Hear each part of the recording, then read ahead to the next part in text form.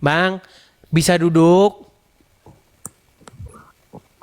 Iya gitu dong. Oke, Masa udah. Anda sudah kehilangan semangat begitu? Oke, Bang Zaki, Muslim Bang. Bang, jangan Muslim. ngaca Bang, jangan udah ganteng Bang. Anda sudah ganteng, sudah keren. Ya, 2025 jangan muka aja yang dikerenin Bang, yang dikerenin dompet Bang. Ya, tahun 2025 yang dibikin ganteng itu, yang dibikin keren itu dompet. Oke, coba Anda Mas Muslim ya Bang Edis, ya? ini dibilang Jakarnain saya. Mas Edis. Apa? Ya, Edis. Ini dibilang saya Jarkinain. Ya, anu saja, nggak usah acuhkan saja itu kolom komentar. Coba Anda saya tanya dulu, Anda Muslim? Ya Muslim lah pula. Muslim. Coba selama Anda nonton saya, yang mana, yang bagian mana yang mau Anda bantah, yang mau Anda klarifikasi bahwa itu fitnah, tidak benar itu, yang mana? Mas Edis ini saya lihat di sini ini lawak. Iya, yang mana, Banyak yang tidak benar, ngelucunya yang gitu mana? loh. Semuanya tuh nggak benar Mas Oke, Edis. coba satu saja kita bahas yuk. Satu yang tidak benar yang mana? Biar kita bahas sampai kelar. Makasih Pak Agus Ibrahim. Makasih Pak. Mana? Mas Edis bilang Mas Edis bilang ini batu itu menghapus dosa. Kan ada hadisnya tadi saya tunjukkan. Tadi kan Mas Edis bilang kan? Bukan saya yang bilang, Muhammad yang bilang. Ya tapi Mas Edis itu salah memahami. Salah memahami. Ya Mas Edis salah memahami. Coba saya tampilkan lagi nih. Katanya saya yang salah memahami. Padahal Muhammad yang bilang. Aduh, baik. Saya tampilkan lagi. Dosa itu adalah Allah. Saya tampilkan lagi. Saya tampilkan lagi ya. Mas Edis. Nih, perhatikan. Perhatikan ya. Apa dikatakan di sini? Umar berkata, saya mendengar Rasulullah bersabda, menyentuh mereka berdua, maksudnya Hajar Aswad dan Rukun Yamani, adalah penebusan dosa. Setuju? Ya. Oke, berarti menyentuh Hajar Aswad menebus dosa enggak? Iya. Iya, makanya kalau Anda pulang haji, seolah-olah Anda seperti bayi yang tidak berdosa karena Anda di sana sudah mencium atau menyentuh Hajar Aswad, betul?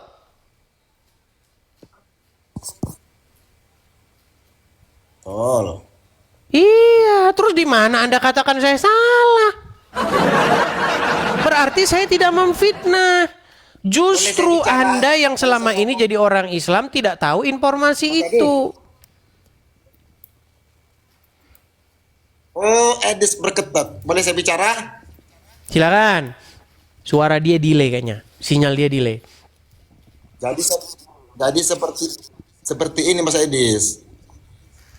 Gimana? Itu batu itu kan di situ kan menghapus dosa. Mas Edis cerna itu kan menghapus dosa. Betul kan?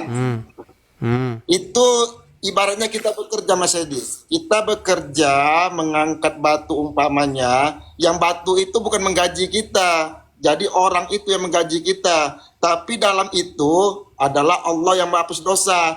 Oh, berarti perkataan Muhammad kurang sempurna. Mas Edis. Berarti perkataan Muhammad salah. Kurang sempurna. Kalau begitu harusnya bunyi hadisnya begini. Allah akan menghapuskan dosa-dosa orang yang menyentuh Hajar Aswad. Nah, itu baru benar. Ini bunyinya Allah saja nggak disebut di situ. Gimana? Sesungguhnya mencium Hajar Aswad menggugurkan dosa-dosa. Nama Allah saja nggak disebut di situ. Gimana? Berarti Anda ingin mengkoreksi perkataan Muhammad.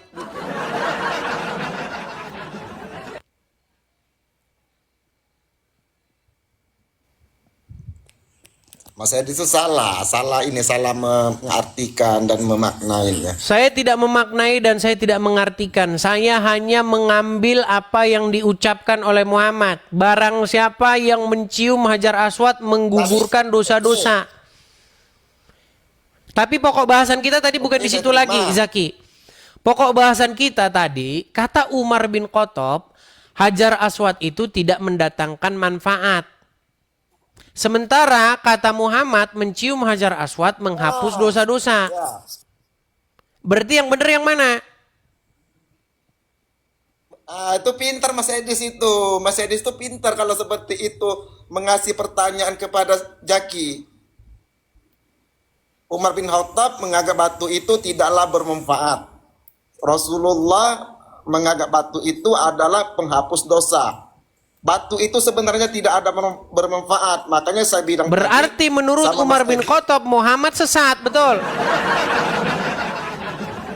Bukan seperti itu Mas Edis. Rasulullah itu menganggap batu itu juga nggak bermanfaat.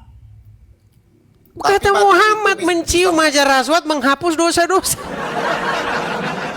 Ini Umar bin Khattab sama Muhammad lagi berdebat sebenarnya.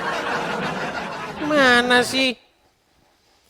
Iya, Tapi ya itulah seperti yang saya bilang tadi. Makin kau pelajari agama Islam, makin dekat, semakin dekat langkahmu untuk meninggalkan agama tersebut. Jadi seperti ini, Mas Edis bisa menyimpulkan itu kan. Saya mau tanya sama Mas Edis. Dalam Yohanes 17 nomor 3 itu gimana pula? Kalau Yesus itu adalah utusan. Lari kau kemana-mana lagi.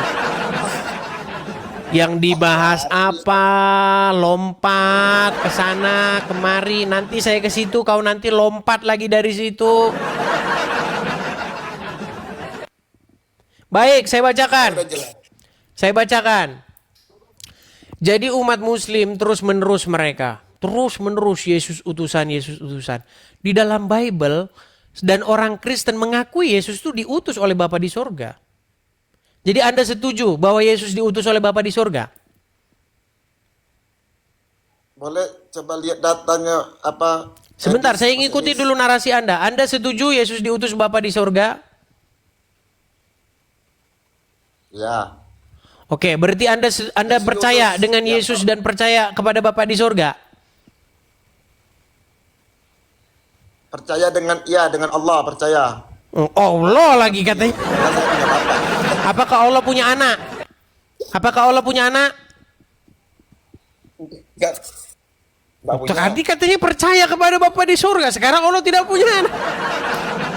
Muslim ini teman-teman, kalian ikuti yang dinarasikan dia. Dia nggak percaya dengan yang dinarasikan dia sendiri.